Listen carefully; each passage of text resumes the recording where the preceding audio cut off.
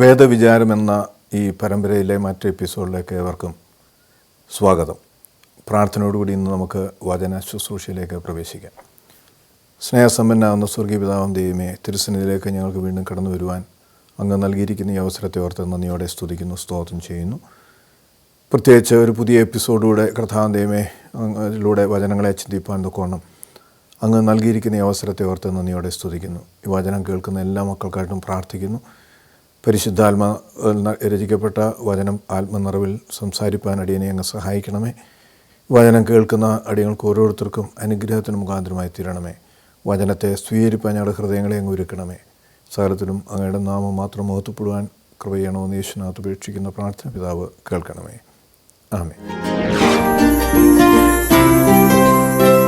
ഇന്ന് നമ്മുടെ ചിന്തയ്ക്കായി ന്യായാധിപന്മാരുടെ പുസ്തകം 2-ാം അധ്യായം 10-ാമത്തെ തിരുവചനം, book of Judges chapter 2 verse 10. പിന്നെ ആ തലമുറയൊക്കെയും തങ്ങളുടെ പിതാക്കന്മാരോട് ചേർന്നു അവർക്ക് ശേഷം യഹോവയെയും ഇസ്രായേലിന് വേണ്ടി ചെയ്തിട്ടുള്ള പ്രവൃത്തികളെയും അറിയാത്ത മറ്റൊരു തലമുറ ഉണ്ടായി. ത്രിയേക ദൈവത്തിൻ്റെ തിരുനാമത്തിന് മഹത്വമുണ്ടാകട്ടെ. അത്താൽ പ്രിയ സഹോദരങ്ങളെ, ഇന്ന് നമ്മുടെയൊക്കെയും ദേവാലയങ്ങളിൽ കുഞ്ഞുങ്ങളൊക്കെയും യൗവനക്കാരൊക്കെയും കുറഞ്ഞു വരുന്ന ഒരു സാഹചര്യം നമുക്ക് കാണുവാൻ കഴിയും. പണ്ടുണ്ടായിരുന്നതുപോലൊരു ദൈവഭയവും ദൈവഭക്തിയും ഇന്ന് പല സ്ഥലങ്ങളിലും നമുക്ക് കാണുവാനായിട്ട് കഴിയുന്നില്ല. പല കാരണങ്ങൾ ഒരുപക്ഷെ നമുക്ക് പറയാം. എന്തുകൊണ്ട് അവർ വരുന്നില്ല, എന്തുകൊണ്ട് അവർ ദൈവത്തെ നാം അറിയുന്ന പോലെ അറിയുന്നില്ല എന്നൊക്കെ നാം ഒരുപക്ഷെ പലതരത്തിലുള്ള കാരണങ്ങൾ കണ്ടെത്തിയേക്കാം. എന്നാൽ ഇസ്രായേൽ ജനത അവർക്ക് സംഭവിച്ച കാര്യങ്ങളെക്കുറിച്ചാണ് ഇന്ന് തിരുവചനത്തിലൂടെ നാം മനസ്സിലാക്കുവാനായിട്ട് ശ്രമിക്കുന്നത്. നമുക്കറിയാം, ഇസ്രായേൽ ജനത അടിമത്തത്തിൽ കഴിയുകയാണ്. 430 വർഷക്കാലത്തെ അടിമത്തം. 430 വർഷം എന്ന് പറയുമ്പോൾ യോസഫിനെ കാരാഗ്രഹത്തിൽ ആക്കി, അല്ലെങ്കിൽ മിസ്രൈമ്യർക്ക് അടിമയായി വിറ്റപ്പോൾ മുതൽ തുടർന്ന് അവരുടെ താമസം അവിടെ മിസ്രൈമിലായിട്ട് ഏതാണ്ട് 430 വർഷം അവരേറെ പീഡനങ്ങളിലൂടെ കഷ്ടതകളിലൂടെ കടന്നു പോകുന്നതായിട്ട് നമുക്ക് തിരുവചനത്തിലൂടെ കാണുവാൻ തൊക്കണം കഴിയും. അവരുടെ സങ്കടങ്ങൾ, അവരുടെ വേദനകൾ മനസ്സിലാക്കി ദൈവം മോശയിലൂടെ അവരെ വിടുവിക്കുകയാണ്. മോശയുടെ പിൻഗാമിയായിട്ട് യോശുവ ആ ചുമതല ഏറ്റെടുത്ത് വാഗ്ദത്ത ഭൂമിയിലേക്ക് ഈ ജനത്തെ നയിക്കുന്നു. നമുക്കറിയാവുന്നതുപോലെ മിസ്രൈമിൽ നിന്ന് യാത്ര തിരിച്ച ആളുകളിൽ നല്ല ശതമാനം ആളുകൾ 20 വയസ്സിന് മുകളിലുള്ളവരൊക്കെയും, കാലേബും യോശുവും ഒഴികെ എല്ലാവരും മരുഭൂമിയിൽ തന്നെ പട്ടുപോവുകയാണ്. അടുത്ത തലമുറ 20 വയസ്സിന് താഴെയുള്ള ഒരു തലമുറയാണ് 40 വർഷം കഴിയുമ്പോൾ വീണ്ടും ഈ കനാനിലേക്ക് പ്രവേശിക്കുന്നത്.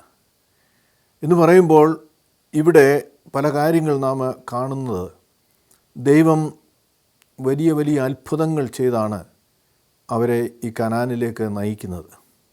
എന്തെന്നാൽ ദൈവത്തിലുള്ള വിശ്വാസം വളരുവാനും ദൈവത്തിൽ ആശ്രയിച്ചവർ ജീവിക്കുവാനും അവർ മറ്റുള്ള ജനതകൾക്ക് മാതൃകയായിരിക്കുവാനും ദൈവം അവരെക്കുറിച്ച് ആഗ്രഹിക്കുകയാണ്. എന്നിട്ട് അവർ നട്ടിട്ടില്ലാത്ത വൃക്ഷങ്ങളുടെ ഫലങ്ങൾ ഭക്ഷിക്കുവാൻ അനുഗ്രഹങ്ങൾ അവർക്ക് നൽകി. പാലും തേനും ഒഴുകുന്ന ദേശമെന്ന് നാം കനാൻ ദേശത്തെ പറയുമ്പോൾ അക്ഷരാർത്ഥത്തിൽ ഏറ്റവും അധികം അനുഗ്രഹീതമാകുന്ന ഭൂമിയിലേക്കാണ് ദൈവം ഇവരെ നയിക്കുന്നത്. എന്നാൽ ഇവർ ഈ കനാന്യ ദേശത്ത് കാനാനിലെത്തിക്കഴിയുമ്പോൾ നാം ഇവിടെ വായിക്കുകയാണ്, ആ തലമുറയൊക്കെയും തങ്ങളുടെ പിതാക്കന്മാരോട് ചേർന്നു അവർക്ക് ശേഷം യഹോവയെയും അവൻ ഇസ്രായേലിന് വേണ്ടി ചെയ്തിട്ടുള്ള പ്രവൃത്തികളെയും അറിയാത്ത മറ്റൊരു തലമുറ ഉണ്ടായി. അപ്പോൾ കൂടുതൽ കാലങ്ങളൊന്നും എടുത്തില്ല. ഇതിനു മുമ്പുള്ള തിരുവചനത്തിൽ നാം വായിക്കുന്നുണ്ട്, യോശുവ അദ്ദേഹം 110 വയസ്സുള്ളവനായി മരിച്ചു. 7 മുതൽ 7ഉം 8ഉം തിരുവചനത്തിൽ യോശുവയുടെ കാലത്തും യോശുവയ്ക്ക് ശേഷവും വളരെ കാലം ജീവിച്ചിരുന്നവരും യഹോവ ഇസ്രായേലിന് വേണ്ടി ചെയ്ത മഹാത്ഭുത പ്രവർത്തികളൊക്കെയും കണ്ടിട്ടുള്ളവരുമായ മൂപ്പന്മാരുടെ കാലത്തും ജനം യഹോവയെ സേവിച്ചു. അപ്പോൾ യോശുവയും അദ്ദേഹത്തോടൊപ്പവും കടന്നു വന്ന ആ ഒരു തലമുറ ദൈവത്തെ അന്വേഷിച്ചു, ദൈവത്തെ അവർ സേവിച്ചു എന്ന് നമ്മുടെ വായിക്കുകയാണ്. എന്നിട്ട് അടുത്ത വാക്യത്തിൽ യഹോവയുടെ ദാസനും നൂൻ്റെ മകനായ യോശുവ 110 വയസ്സുള്ളവനായി മരിച്ചു. അപ്പോൾ യോശുവ മരിച്ചതിന് ശേഷം വരുന്ന അടുത്ത തലമുറ, യോശുവയോടൊപ്പം ഉണ്ടായിരുന്ന തലമുറ ദൈവത്തെ ഭയപ്പെട്ട് ജീവിക്കുകയാണ്. അടുത്ത് വരുന്ന തലമുറ അപ്പോൾ അധികം കാലങ്ങൾ കഴിയുന്നില്ല. അവർ എന്താണ് നമ്മുടെ വായിക്കുന്നത്? അവർക്ക് ശേഷം യഹോവയെയും അവൻ ഇസ്രായേലിന് വേണ്ടി ചെയ്തിട്ടുള്ള പ്രവൃത്തികളെയും അറിയാത്ത മറ്റൊരു തലമുറ ഉണ്ടായി. അപ്പോൾ ചുരുങ്ങിയ വർഷങ്ങൾക്കകം അടുത്ത തലമുറ വളർന്നു വരികയാണ്. അവർ യഹോവയെ അറിഞ്ഞില്ല, മാത്രമല്ല ദൈവം അവർക്ക് ചെയ്ത അത്ഭുതങ്ങളും അവർക്ക് അറിവില്ലായിരുന്നു എന്ന് നാം അവിടെ വായിക്കുകയാണ്. അപ്പോൾ ഇതിൻ്റെ കാരണം എന്താണ്? എന്തുകൊണ്ടാണ് ഒരു തലമുറ നഷ്ടപ്പെട്ടു പോയും അല്ലെങ്കിൽ അവർ കാലം ചെയ്ത് കഴിയുമ്പോൾ, മരിച്ചു കഴിയുമ്പോൾ അടുത്ത തലമുറയ്ക്ക് ദൈവത്തെ അറിയുവാൻ, ദൈവത്തിൽ വിശ്വസിക്കുവാൻ, ദൈവാനുഭവമുള്ളവരായി ജീവിക്കുവാൻ കഴിയാതെ പോയതിൻ്റെ കാരണം എന്താണ്? കനാന്യ ദേശത്ത് നാം ചെല്ലുമ്പോൾ അറിയാം, മറ്റ് ജാതികളൊക്കെയും അവിടെയുണ്ട്, അന്യദൈവങ്ങളെ ആരാധിക്കുന്ന. അപ്പോൾ അവരുടെ ഇടയിൽ സത്യദൈവമാകുന്ന യഹോവയെ ആരാധിക്കുന്ന ഒരു സമൂഹമായിട്ടാണ് ഇസ്രായേൽ ജനതയെ ദൈവം രൂപകൽപ്പന ചെയ്തത്. അവർ അവരുടെ മധ്യയെ മറ്റുള്ളവർക്ക് മാതൃകയായി തീരണം. പക്ഷേ അത് മാതൃകയാകാതിരിക്കുക മാത്രമല്ല, ദൈവത്തെ പോലും അവർ മറന്നു പോകുന്നൊരു സാഹചര്യത്തിലേക്ക് വർഷങ്ങൾക്കകം കടന്നു പോകുന്നതായിട്ട് നാം കാണുകയാണ്. ഇതിന് കാരണം എന്തെന്ന് നാം പരിശോധിക്കുമ്പോൾ തിരുവചനത്തിൽ വ്യക്തമായിട്ട് ദൈവം അവരോട് കനാനിലേക്ക് പ്രവേശിക്കുന്നതിന് മുമ്പ് അവരോട് പറയുന്നുണ്ട്. ആവർത്തന പുസ്തകം 6-ാം അധ്യായം 11-12 തിരുവചനത്തിൽ, നീ നിറയ്ക്കാത്ത സകല സമ്പത്തും നിറഞ്ഞിരിക്കുന്ന വീടുകളും നീ കുഴിക്കാത്ത കിണറുകളും നീ നട്ടുണ്ടാക്കാത്ത മുന്തിരിത്തോട്ടങ്ങളും ഒലിവ് തോട്ടങ്ങളും നിനക്ക് തരികയും നീ ഭക്ഷിച്ച് തൃപ്തി പ്രാപിക്കുകയും ചെയ്യുമ്പോൾ നിന്നെ അടിമ വീടായ മിസ്രയീം ദേശത്തു നിന്ന് കൊണ്ടുവന്ന യഹോവയെ മറക്കാതിരിക്കുവാൻ സൂക്ഷിച്ചുകൊള്ളുക. വളരെ വ്യക്തമായിട്ട് ദൈവം അവർക്ക് താക്കീത് നൽകുകയാണ് കനാനിലേക്ക് പ്രവേശിക്കുന്നതിന് മുമ്പ്. കാരണം എവിടേക്കാണ് അവരെ കൊണ്ടുപോകുന്നതെന്ന് ദൈവത്തിന് നന്നായിട്ടറിയാം.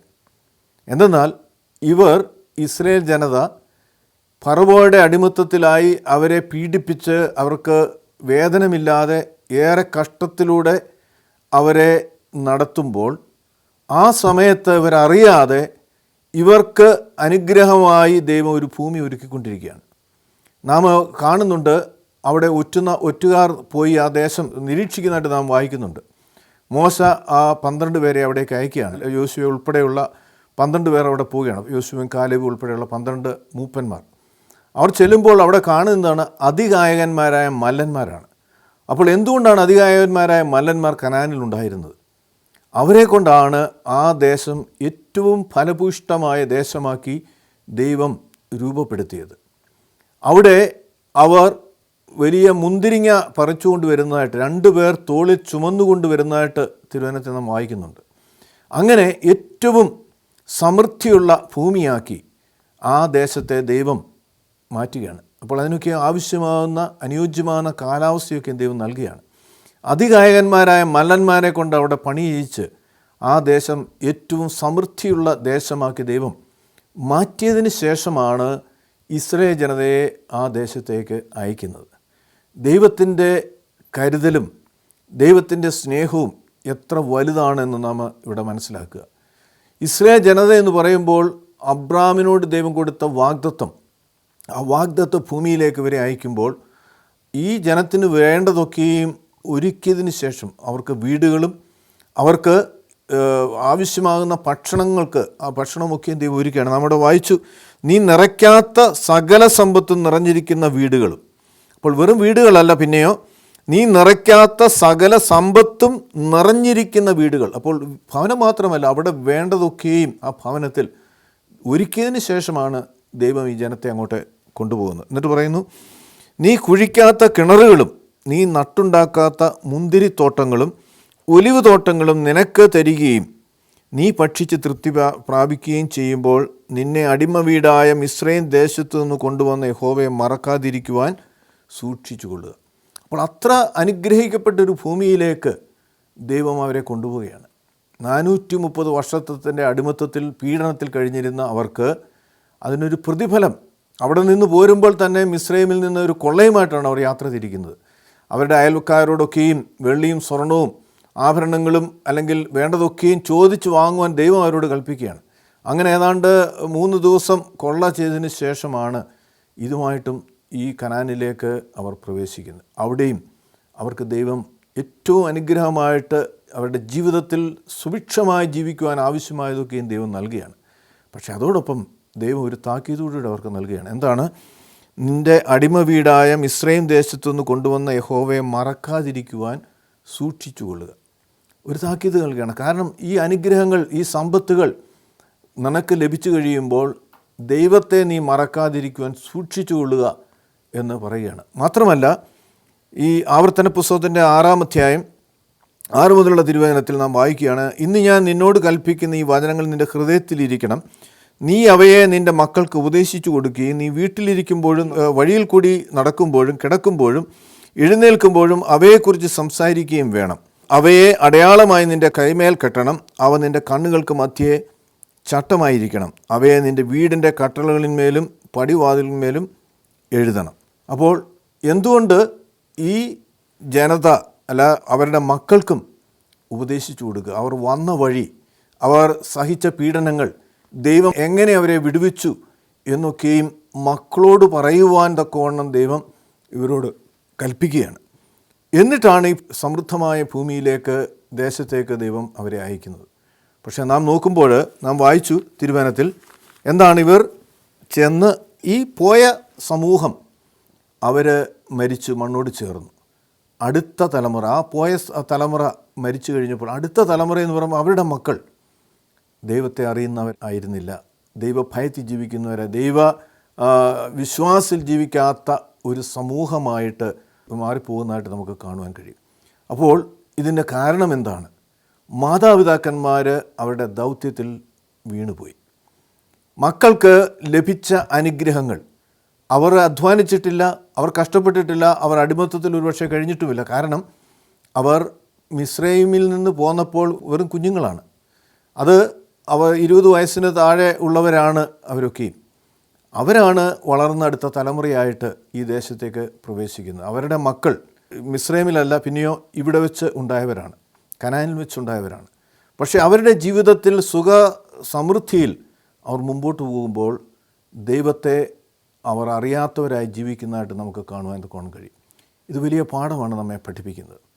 നമ്മുടെയൊക്കെയും ജീവിതത്തിൽ കഷ്ടങ്ങളിലൂടെയും വേദനകളിലൂടെയും ഭാരങ്ങളിലൂടെയൊക്കെ നാം കടന്നു പോകുമ്പോൾ ദൈവത്തോട് പ്രാർത്ഥിച്ചും ദൈവത്തോട് നിലവിളിച്ചും ദൈവിക അനുഗ്രഹങ്ങളും ദൈവിക അനുഭവമുള്ളവരായിട്ടാണ് നമുക്കും വളർന്നത്. എന്നാൽ നമ്മുടെ മക്കളുടെ ജീവിതത്തിലേക്ക് നാം നോക്കുമ്പോൾ അവർക്ക് ഒരു രീതിയിലും ഒരു കഷ്ടതയും വരാതിരിക്കുവാൻ വേണ്ടതൊക്കെയും ചെയ്യുന്നവരാണ് നാം.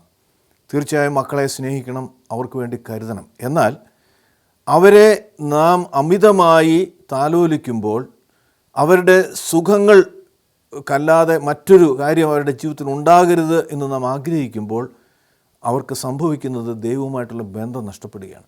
കാരണം എല്ലാം പപ്പായും മമ്മിയും നൽകും എന്നുള്ള വിശ്വാസവും അല്ലെങ്കിൽ അങ്ങനെയുള്ള ആശ്രയവും അവർക്കുണ്ടാകുമ്പോൾ ദൈവത്തിലുള്ള ആശ്രയം കുറഞ്ഞു പോവുകയാണ്.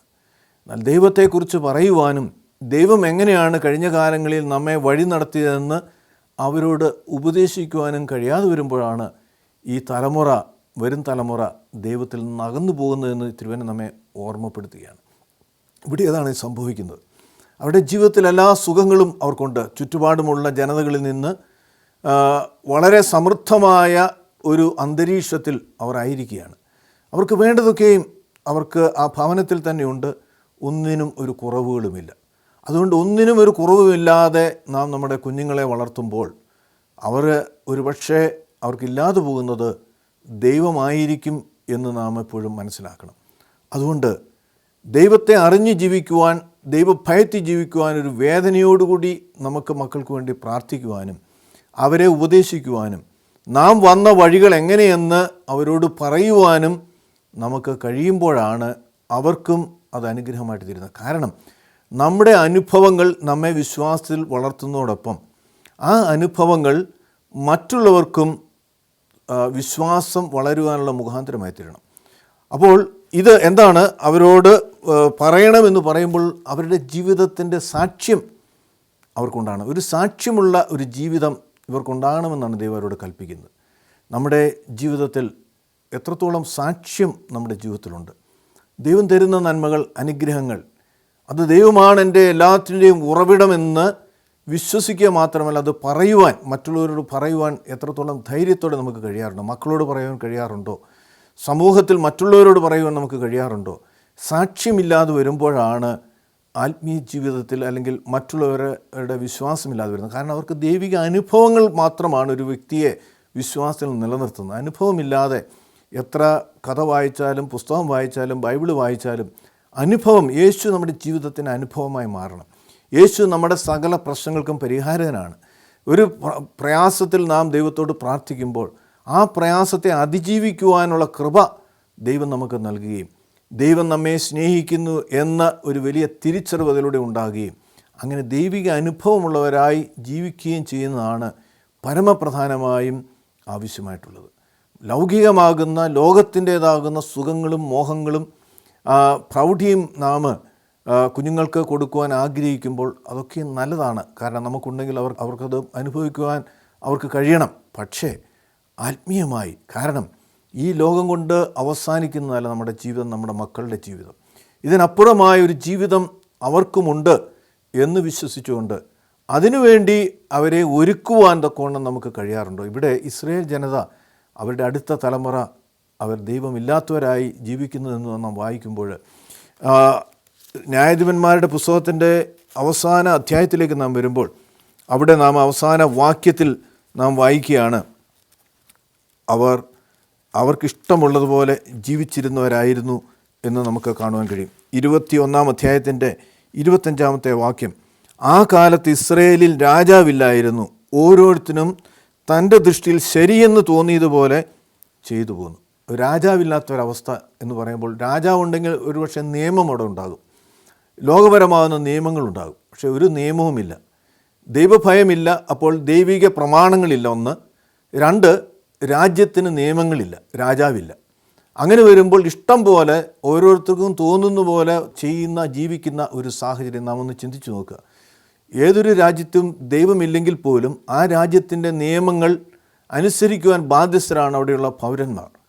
പക്ഷേ ഒരു രാജാവില്ലാത്ത ഒരു സാഹചര്യത്തിൽ, നിയമങ്ങളില്ലാത്തൊരു സാഹചര്യത്തിൽ ഇഷ്ടം പോലെ കയ്യൊക്കെയുള്ളവൻ കാര്യക്കാരൻ എന്നൊരവസ്ഥയിൽ ജീവിക്കുന്ന ഒരു സാഹചര്യം നമുക്കവിടെ കാണുകയാണ്. അതാണ് നാം വായിക്കുന്നത്, ആ കാലത്ത് ഇസ്രായേലിൽ രാജാവില്ലായിരുന്നു, ഓരോരുത്തരും തൻ്റെ ദൃഷ്ടിയിൽ ശരിയെന്ന് തോന്നിയതുപോലെ ചെയ്തു. അപ്പോൾ ദൈവത്തെ ഭയപ്പെടുന്നൊരു വ്യക്തിയാണെങ്കിൽ ദൈവത്തിൻ്റെ ദൃഷ്ടിയിൽ ദൈവത്തിന് ഇത് ഹിതമാണോ എന്ന് ചിന്തിക്കും, ദൈവിക പ്രമാണങ്ങൾ അനുസരിക്കുവാൻ അവൻ ശ്രമിക്കും.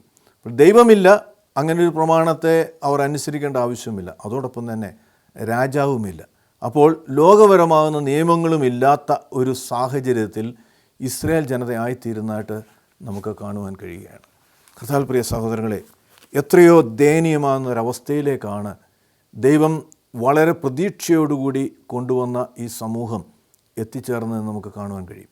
അതിൻ്റെ പരിണിത ഫലങ്ങൾ തിരുവചനത്തിലൂടെ തന്നെ നാം വായിക്കുന്നുണ്ട്. വലിയ ശിക്ഷകളിലേക്ക് ജനതകൾ കടന്നു പോവുകയാണ്. ദൈവം തൻ്റെ പ്രവാചകന്മാരെയൊക്കെയും അവരുടെ അടുത്തേക്ക് അയക്കുകയാണ്, അവരുടെ തെറ്റുകളെക്കുറിച്ച് അവരോട് പറയുകയാണ്. പക്ഷേ അതൊന്നും കൂട്ടാക്കാൻ കഴിയാതെ ദൈവത്തെ ധിക്കരിച്ച് തൻ്റെ പ്രവാചകന്മാരെ ഉപദ്രവിക്കുകയും കൊല്ലുകയും ചെയ്ത് ദൈവത്തിൻ്റെ വലിയ ശിക്ഷകൾ ഏറ്റുവാങ്ങിയ ഒരു സമൂഹമായി ഇസ്രായേൽ ജനത തീരുന്നതായിട്ട്, ബാബിലോൺ പ്രവാസത്തിലേക്ക് അടിമകളാക്കി 70 വർഷക്കാലം വീണ്ടും കൊണ്ടുപോകുന്ന ഒരു സാഹചര്യത്തിലേക്ക് അവർ ആയിത്തീർന്നത് ദൈവഭയം നഷ്ടപ്പെട്ട് ദൈവത്തെ ദൈവിക അനുഭവമില്ലാതെ ജീവിച്ചതിൻ്റെ ഫലമായിട്ടാണ് എന്ന് നമുക്ക് കാണുവാൻ കഴിയും. അവരുടെ ആശ്രയമായിരുന്ന ദേവാലയം, ശലോമോൻ രാജാവ് ദൈവം നൽകിയ രൂപകൽപ്പന അനുസരിച്ച് പണിത ഏറ്റവും മനോഹരമായിട്ടുള്ള ദേവാലയം അവർക്ക് ആശ്രയമായിരുന്നു, അതിൽ അവർക്ക് പ്രമോദമായിരുന്നു. പക്ഷേ ദൈവം ആ ദേവാലയം ചുട്ടുകരിക്കുവാൻ അവസരം ഒരുക്കുകയാണ്. കാരണം ദൈവമില്ല എങ്കിൽ പിന്നെ ദേവാലയത്തിന് പ്രസക്തിയില്ല. ദൈവം ആ ദേവാലയത്തിൽ വസിക്കുമ്പോഴാണ് ആ ദേവാലയത്തിന് പ്രസക്തിയുള്ളത്. അപ്പോൾ അവിടെ ആരാധനകളുണ്ട്, മുടങ്ങാതെല്ലാം ചട്ടം പോലെ നടക്കുന്നുണ്ട്. പക്ഷേ ദൈവമില്ലാത്തവരായി അവർ മുമ്പോട്ട് പോവുകയാണ്. ദൈവത്തിൻ്റെ പ്രവാചകന്മാരെ ദൈവം അയക്കുമ്പോൾ അവരെ നിന്ദിക്കുകയും അവരെ വധിക്കുകയും ചെയ്യുന്നൊരു സാഹചര്യത്തിലേക്ക് കടന്നു പോവുകയാണ്. അപ്പോൾ ദൈവം അവരെ കഠിനമായിട്ട് ശിക്ഷിക്കുന്നതിന് മുമ്പ് അവർക്ക് താക്കീതുകൾ നൽകുന്നുണ്ട്. പക്ഷേ അതൊന്നും വകവയ്ക്കാതെ അവർ മുമ്പോട്ട് പോകുമ്പോൾ അവരെ ശിക്ഷിച്ച ആ ദേവാലയം ദൈവം ചുട്ടുകരിക്കുകയാണ്. എന്നിട്ട് 70 വർഷം അവർ ബാബിലോണിലേക്ക് അവർ പ്രവാസ ജീവിതം വീണ്ടും അടിമകളായിട്ട് അവരെ കൊണ്ടുപോകുന്നതായിട്ട് നമുക്ക് കാണുവാൻ കഴിയും. വീണ്ടും 70 വർഷങ്ങൾക്ക് ശേഷമാണ് സെരുബാബേലിൻ്റെ നേതൃത്വത്തിലും പിന്നീട് എസ്രായേലും നെഹമ്യാവൊക്കെയുമായിട്ട് അവർ മടങ്ങി വരുന്ന വീണ്ടും ദേവാലയം പണിയുന്നതായിട്ടൊക്കെ നമുക്ക് കാണുവാൻ തക്കോണം കഴിയുന്നത്. ഇത് നമ്മെ വലിയ പാഠങ്ങളാണ് പഠിപ്പിക്കുന്നത്. നമ്മുടെ കുഞ്ഞുങ്ങൾ ലോകപരമാകുന്ന അനുഗ്രഹങ്ങളും നന്മകളും നാം സമ്പാദിച്ചതൊക്കെയും അവർ അനുഭവിക്കുമ്പോൾ പരമപ്രധാനമായി അവർ ദൈവമുള്ളവരായിട്ടാണോ ജീവിക്കുന്നതെന്ന് നാം മനസ്സിലാക്കുക, നാം പരിശോധിക്കുക. കാരണം ഒരുപക്ഷെ ഒരു അടിമത്തത്തിലേക്ക് നാം വീണ്ടും പക്ഷേ എവിടേക്കാണ് പോകേണ്ടത്? പാപത്തിൻ്റെ അടിമത്തത്തിലേക്ക് ഒരുപക്ഷെ അവർ മടങ്ങിപ്പോകും. അതോടൊപ്പം തന്നെ ഈ ലോക ജീവിതത്തിന് ശേഷം ഒരു ജീവിതം അത് ദൈവത്തിൻ്റെ സന്നിധിയിലായിരിക്കുവാൻ കഴിയുന്നത് അവർ ദൈവഭയത്തിലും ദൈവഭക്തിയിലും ജീവിക്കുമ്പോഴാണ്, ആ ദൈവിക അനുഭവമുള്ളവരായിട്ട് അവർ ജീവിക്കുമ്പോഴാണ്. നാം പുറപ്പാട് പുസ്തകത്തിലേക്ക് വരുമ്പോൾ പുറപ്പാട് പുസ്തകത്തിൻ്റെ 10-ാം അധ്യായം 1-2 തിരുവചനത്തിൽ ദൈവം ചില കാര്യങ്ങൾ മോശയോട് വ്യക്തമായിട്ട് പറയുന്നുണ്ട്. പുറപ്പാട് പുസ്തകം 10-ാം അധ്യായം 1-2 വാക്യങ്ങൾ. യഹോവ പിന്നെയും മോശയോട് കൽപ്പിച്ചത്, നീ ഫറവോൻ്റെ അടുക്കൽ ചെല്ലുക, എന്തെന്നാൽ ഞാൻ അവൻ്റെയും അവൻ്റെ ഭൃത്യന്മാരുടെയും ഹൃദയം കഠിനമാക്കിയിരിക്കുന്നു. ഞാൻ അവൻ്റെ മുമ്പിൽ എൻ്റെ അടയാളങ്ങൾ ചെയ്യേണ്ടതിനും ഞാൻ മിസ്രൈമിൽ പ്രവർത്തിച്ച കാര്യങ്ങളും അവരുടെ മധ്യേ ചെയ്ത അടയാളങ്ങളും നീ നിൻ്റെ പുത്രന്മാരോടും പൗത്രന്മാരോടും വിവരിക്കേണ്ടതിനും ഞാൻ യഹോവയാകുന്നുവെന്ന് നിങ്ങൾ അറിയേണ്ടതിനും തന്നെ. അപ്പോൾ നമുക്കറിയാം, ഫറവോയുടെ സന്നിധിയിലേക്ക് ദൈവം മോശയും അഹ്റോനെയും അയക്കുമ്പോൾ ഫറവോ ചോദിക്കുകയാണ്, നിങ്ങളുടെ ദൈവം ആരാണ്? അത് ന്യായമായിട്ടുള്ളൊരു ചോദ്യമാണ്. കാരണം മറ്റ് ദേവന്മാരെ ആരാധിച്ചിരുന്ന ഒരു സമൂഹമായിരുന്നു മിസ്രൈമിലുണ്ടായിരുന്നത്. അപ്പോൾ അനേക ദേവന്മാർ അവർക്കുണ്ട്. അതുപോലൊരു ദേവനാണ് ഈ ഇസ്രായേൽ ജനതയുടെ ദൈവമെന്ന് അവൻ ചിന്തിച്ചിട്ടുണ്ടാകാം. 5-ാം അധ്യായം പുറപ്പാട് പുസ്തകം 5-ാം അധ്യായം 1-2 വാക്യം. അതിനുശേഷം മോശയും അഹ്റോനും ഫറവോൻ്റെ അടുക്കൽ ചെന്നവരോട്, മരുഭൂമിയിൽ എനിക്കൊരു ഉത്സവം ആചരിക്കേണ്ടതിന് എൻ്റെ ജനത്തെ വിട്ടയക്കണമെന്ന് ഇസ്രായേലിൻ്റെ ദൈവമായ യഹോവ കൽപ്പിക്കുന്നു എന്ന് പറഞ്ഞു. അപ്പോൾ ദൈവം പറഞ്ഞ് മോശയും അഹ്റോനും ഫറവോയുടെ അടുത്തേക്ക് പോവുകയാണ്. എന്നിട്ട് ഫറവോയോട് പറയുകയാണ്, എൻ്റെ ജനത്തെ, ഇസ്രായേൽ ജനത്തെ മരുഭൂമിയിൽ ഉത്സവം ആചരിക്കേണ്ടതിന് ആ ജനത്തെ വിട്ടയക്കണം. അപ്പോൾ എന്താണ് ഫറവോൻ്റെ മറുപടി? 2-ാം വാക്യം. അതിന് ഫറവോൻ, അവൻ്റെ വാക്ക് കേട്ട് ഞാൻ ഇസ്രായേൽ ജനത്തെ വിട്ടയക്കുവാൻ തക്കവണ്ണം ഈ യഹോവ ആർ? അതായത് നീ പറഞ്ഞ ദൈവം, നിൻ്റെ ദൈവമെന്ന് നീ പറഞ്ഞു, ആ ദൈവം പറഞ്ഞ അനുസരിച്ചാണ് നീ വന്നത്. പക്ഷേ ആ ദൈവം ആരാണ് എനിക്കറിഞ്ഞുകൂടാ. ഞാൻ അതുപോലെ മറ്റനേക ദേവന്മാരെ ആരാധിക്കുന്നുണ്ട് എന്ന് അവൻ പറയുകയാണ്. ഞാൻ യഹോവയെ അറിയുന്നില്ല എന്ന് മാത്രമല്ല, ഞാൻ ഇസ്രായേലിനെ വിട്ടയക്കുകയുമില്ല എന്ന് പറഞ്ഞു. അപ്പോൾ ഞാൻ അറിയുകയില്ല. അപ്പോൾ അതിന് മറുപടിയായിട്ടാണ് തുറന്നുള്ള സംഭവങ്ങൾ നടക്കുന്നത്. കാരണം ഇസ്രായേൽ ജനത്തിൻ്റെ ദൈവം ആരെന്ന് ഫറവോയെ ബോധ്യപ്പെടുത്തണം. അതിന് ദൈവം മോശയോട് പറയുകയാണ്, തൻ്റെ കയ്യിലിരിക്കുന്ന വടി താഴെ ഇടുക. അത് പാമ്പായി തീർന്നു. അപ്പോൾ ഫറവോ എന്ത് ചെയ്തു? അവൻ്റെ മന്ത്രവാദികളെയും ശകുനാദികളെയൊക്കെയും വിളിച്ചിട്ട് അവരും അതുപോലെ ചെയ്യുകയാണ്. പക്ഷേ മോശയുടെ വടി, പാമ്പായി തീർന്ന വടി മറ്റുള്ള പാമ്പുകളെ വിഴുങ്ങുന്നതായിട്ട് നമുക്ക് കാണുവാൻ കഴിയും. തുടർന്ന് 10 ബാധകളാണ് ഫറവോ അല്ലെങ്കിൽ ഇസ്രായേലിനെതിരെ ദൈവം അയക്കുന്നത്. അതിലെ ആദ്യത്തെ 2 അത്ഭുതങ്ങൾ ഫറവോൻ്റെ മന്ത്രവാദികളും ചെയ്യുകയാണ്. പിന്നീട് അവർ തന്നെ പറയുന്നുണ്ട്, ഞങ്ങൾക്കിത് സാധ്യമാകുന്നില്ല എന്ന് അവർ തന്നെ പറയുന്നതായിട്ട് നമുക്ക് കാണുവാൻ തക്കോണം കഴിയും. അങ്ങനെ അവർ പറയുമ്പോഴും നാം 8-ാം അധ്യായത്തിൻ്റെ 5-ാമത്തെ വാക്യത്തിൽ നാം വായിക്കുകയാണ്, മന്ത്രവാദികളും തങ്ങളുടെ മന്ത്രവാദത്താൽ പേൻ ഉളവാക്കുവാൻ അതുപോലെ ചെയ്തു, എന്നാൽ അവർക്ക് കഴിഞ്ഞില്ല. അങ്ങനെ മനുഷ്യരുടെയും മൃഗങ്ങളുടെയും മേൽ പേൻ ഉണ്ടായി. അപ്പോൾ ഈ മന്ത്രവാദികളെയും ഫറവോൻ വിളിച്ചു. ഇതിനു മുമ്പ് ചെയ്ത 2 അത്ഭുതങ്ങളും അവർ ചെയ്തു, അതുപോലെ ചെയ്യുവാൻ. പക്ഷേ അവർ ശ്രമിച്ചു എങ്കിലും അവർക്കത് സാധ്യമായില്ല. അപ്പോൾ അവർക്കൊരു കാര്യം മനസ്സിലായി. അടുത്ത വാക്യത്തിൽ നാം വായിക്കുകയാണ്, മന്ത്രവാദികൾ ഫറവോനോട്, ഇത് ദൈവത്തിൻ്റെ വിരലാകുന്നു എന്ന് പറഞ്ഞു. എന്നാൽ യഹോവ അരുളി ചെയ്തതുപോലെ ഫറവോൻ്റെ ഹൃദയം കഠിനപ്പെട്ടു, അവൻ അവരെ ശ്രദ്ധിച്ചതുമില്ല. അപ്പോൾ ഈ മന്ത്രവാദികൾക്ക് മനസ്സിലായി, ഇത് സത്യദൈവമാണ്, ഇത് വാസ്തവമായ ദൈവമാണ്. കാരണം അവർക്കത് സാധ്യമാകുന്നില്ല. മാത്രമല്ല ഈ ബാധകളൊക്കെയും അയക്കുമ്പോൾ ഈ ആദ്യത്തെ 2 ബാധ മന്ത്രവാദികളും ചെയ്യാൻ കഴിഞ്ഞെങ്കിൽ അത് നീക്കുവാൻ അവർക്ക് കഴിയുന്നില്ല. അപ്പോൾ ദൈവം ആരെന്ന് വെളിപ്പെടുത്തുവാൻ, ആ ശക്തി, ദൈവത്തിൻ്റെ ശക്തി വെളിപ്പെടുത്തുവാൻ ദൈവം ഈ ബാധകൾ അയക്കുമ്പോഴും ഇത് തിരിച്ചറിഞ്ഞ മന്ത്രവാദികൾ അവരോട് പറയുകയാണ്, ഇത് ദൈവത്തിൻ്റെ വിരലാകുന്നു. പക്ഷേ ഫറവോയുടെ ഹൃദയം കഠിനമാകുകയാണ്. അങ്ങനെ മുമ്പോട്ട് പോകുമ്പോഴാണ് മറ്റു ബാധകളൊക്കെയും അയച്ച് അവരെ ദൈവം 10-ാമത്തെ അധ്യായത്തിലേക്ക് വരുമ്പോൾ നാം വായിക്കുന്ന, യഹോവ പിന്നെയും മോശയോട് കൽപ്പിച്ചു, നീ ഫറവോൻ്റെ അടുക്കൽ ചെല്ലുക, എന്തെന്നാൽ ഞാൻ അവൻ്റെയും അവൻ്റെ ഭൃത്യന്മാരുടെ ഹൃദയം കഠിനമാക്കിയിരിക്കുന്നു. അപ്പോൾ അവരുടെ ഹൃദയം കഠിനമാക്കിയിട്ടുണ്ട് എന്ന് ദൈവത്തിന് വ്യക്തമായിട്ട് അറിയാം. ദൈവം ആക്കിയിരിക്കുകയാണ്. അതിന് കാരണം എന്താണ്? അവൻ്റെ ഹൃദയം കഠിനമാക്കുവാൻ ഈ ബാധകൾ അയച്ച് ഈ അത്ഭുതങ്ങൾ പ്രവർത്തിക്കുമ്പോൾ മോശയ്ക്കും അഹ്റോനും അതോടൊപ്പം തന്നെ ഇസ്രായേൽ ജനതയ്ക്കും വിശ്വാസത്തിൽ വളരുവാനുള്ള ഒരു സാഹചര്യം അവിടെ ഒരുക്കപ്പെടുകയാണ്. അതുകൊണ്ടാണ് നമ്മുടെ വായിക്കുന്നത്. തുടർന്ന്, ഞാൻ മിസ്രൈമിൽ പ്രവർത്തിച്ച കാര്യങ്ങളൊക്കെ അവൻ്റെ മധ്യേ ചെയ്ത അടയാളങ്ങളും നീ നിൻ്റെ പുത്രന്മാരോടും പൗത്രന്മാരോടും വിവരിക്കേണ്ടതിന് ഞാൻ യഹോവയാകുന്നുവെന്ന് നിങ്ങൾ അറിയേണ്ടതിനും തന്നെ. അപ്പോൾ അവർക്കും അറിഞ്ഞുകൂടാ. കാരണം 430 വർഷത്തെ അടിമത്തത്തിൽ അവർക്ക് സ്വതന്ത്രമായി പ്രാർത്ഥിക്കുവാൻ ഒരുപക്ഷെ ആരാധനാ സ്ഥലം ഉണ്ടാകുകയില്ല, പ്രാർത്ഥന തന്നെ ഉണ്ടാകുകയില്ല, അവരെ നയിക്കുവാൻ ആരുമില്ല. അങ്ങനെ ദൈവവുമായൊരു ബന്ധം നഷ്ടപ്പെട്ട ഒരു സമൂഹത്തെ ദൈവം ആരെന്ന്, മറ്റുള്ള ദൈവങ്ങളെപ്പോലെ ഒരു ദൈവമെന്ന് അവർ അറിഞ്ഞിരുന്ന ആ യഹോവ ആരെന്ന് അവരെ ബോധ്യപ്പെടുത്തുവാൻ തക്കവണ്ണം ദൈവം അവിടെ ഈ ഫറവോയുടെ ഹൃദയം കഠിനമാക്കി ഈ വലിയ അത്ഭുതങ്ങൾ, ബാധകൾ വഴി അത്ഭുതങ്ങൾ പ്രവർത്തിക്കുന്നതായിട്ട് നമുക്ക് കാണുകയാണ്. എന്നിട്ട് അവരെ വിശ്വാസത്തിൽ ഉറപ്പിച്ചിട്ട് അവരോട് പറയുകയാണ്, നിങ്ങൾ ഈ ചെയ്ത പ്രവർത്തികൾ നിങ്ങളുടെ പുത്രന്മാരോടും പൗത്രന്മാരോടും നിങ്ങൾ പറയണം, നിങ്ങളുടെ തലമുറകളോളം ഇതവരോട് പറയണമെന്ന് പറയുകയാണ്. പക്ഷേ അവരതിൽ തോൽവി സംഭവിക്കുകയാണ്. അവർ ഈ ചെയ്ത അനുഗ്രഹങ്ങൾ, നന്മകൾ, ദൈവത്തിൻ്റെ വലിയ പ്രവർത്തനങ്ങൾ, കരങ്ങൾ മക്കളോടും മക്കളുടെ മക്കളോടും പറഞ്ഞിരുന്നുവെങ്കിൽ അവർ ദൈവത്തെ അറിഞ്ഞും ഭയപ്പെട്ടും ജീവിക്കുമായിരുന്നു. പക്ഷേ അവർക്ക് ഈ പാലും തേനും ഒഴുകുന്ന സമ്പത്ത് നിറഞ്ഞ ഈ ദേശത്തേക്ക് വന്നു കഴിഞ്ഞപ്പോൾ അവർ ആ ദൈവത്തെ അവരോട് പറയുവാൻ അവർക്ക് കഴിയുന്നില്ല. അതിൻ്റെ ഫലമായി അടുത്ത തലമുറ ദൈവത്തെ അറിയാത്തവരായി, ദൈവം ചെയ്ത പ്രവൃത്തികൾ അറിയാത്തവരായി അവർ മുമ്പോട്ട് പോകുന്നതായിട്ട് നമുക്ക് ഇവിടെ വായിക്കുവാനായിട്ട് കഴിയും. കർത്താവിന്റെ പ്രിയ സഹോദരങ്ങളെ, ഇത് നമ്മുടെ ആത്മീയ ജീവിതത്തിൽ വലിയ പാഠമാണ്. നമ്മുടെ മക്കളോടും നമ്മുടെ മക്കളുടെ മക്കളോടുമൊക്കെയും നാം അറിഞ്ഞ ദൈവത്തെക്കുറിച്ച് പറയുവാൻ നമുക്ക് കഴിയണം. അതോടൊപ്പം തന്നെ നമ്മുടെ ചുറ്റുപാടുമുള്ളവരോട് നാം അറിഞ്ഞ ദൈവത്തെ, നാം അനുഭവിച്ച ദൈവത്തെക്കുറിച്ച് സാക്ഷ്യപ്പെടുത്തുവാൻ, അതൊരു സാക്ഷ്യമാണ്, പറയുവാൻ ഒരു വലിയ ചുമതല നമുക്കുണ്ട്. അങ്ങനെ നാം ആത്മീയമായി അനുഗ്രഹിക്കപ്പെട്ടവരെ മുമ്പോട്ട് പോകാൻ ദൈവത്തിൻ്റെ പരിശുദ്ധാത്മ നമ്മെ സഹായിക്കട്ടെ. ദൈവം നമ്മെ അനുഗ്രഹിക്കട്ടെ.